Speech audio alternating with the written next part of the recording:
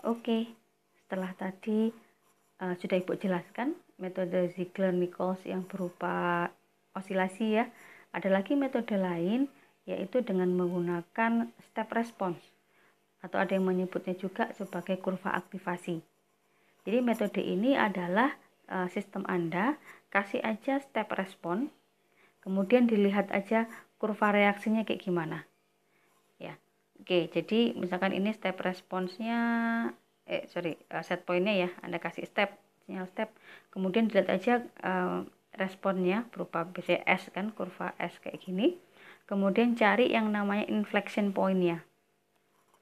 Inflection point itu adalah titik di mana sebuah kurva itu nilai kurvaturnya berubah. Berarti yang sebelumnya cekung jadi cembung atau yang cembung berubah jadi cekung. Nah, itu ada yang disebut dengan inflection point. Dari inflection point Anda hitung tangent line-nya ya. Setelah Anda hitung garis tangannya, kemudian dilihat bahwa posisi yang mengenai titik 0 ini, titik mulainya diberikan step tadi ya. Nah, itu disebut dengan L, di mana L adalah delay time-nya. Kemudian dari posisi garis tangannya mengenai 0 ini sampai mengenai sinyal stepnya, sama seperti sinyal stepnya, ini disebut dengan T. T ini adalah time constant.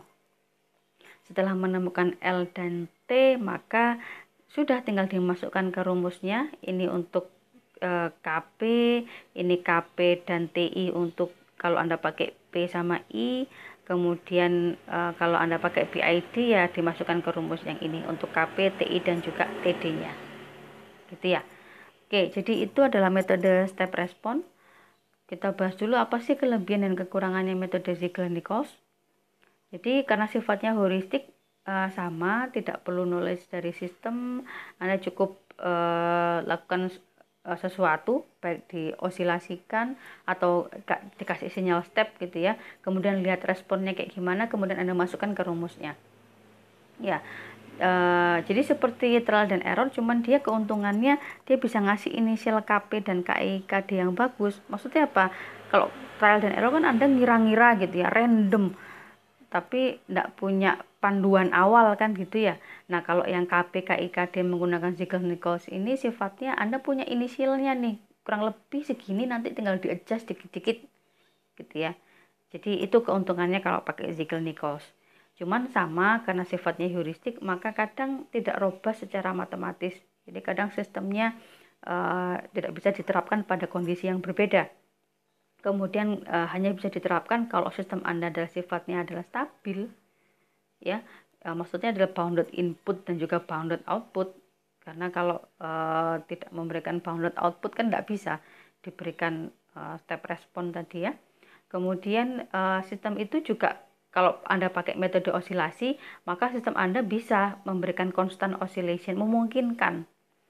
Jadi kalau sistemnya misalkan berupa motor gitu kan, motor kan bisa constant oscillation ya, bisa plus minus seperti itu nilainya.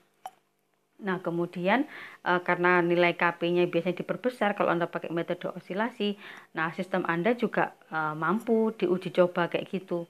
Jadi kalau misalkan sistem itu Anda kasih KP dinaikkan, tiba-tiba sistemnya meledak gitu misalkan, ya tidak bisa pakai metode Ziegler-Nichols gitu ya, karena nilai KP-nya kan tadi diperbesar, digedein kan gitu. Kalau sistem Anda tidak bisa menerima inputan KP yang diperbesar, ya berarti tidak bisa diterapkan metode Ziegler-Nichols. Tapi secara umum kalau sistem yang biasa digunakan oleh anak teknik komputer untuk skripsi misalkan bisa dipakai yang Ziegler-Nichols ini gitu ya.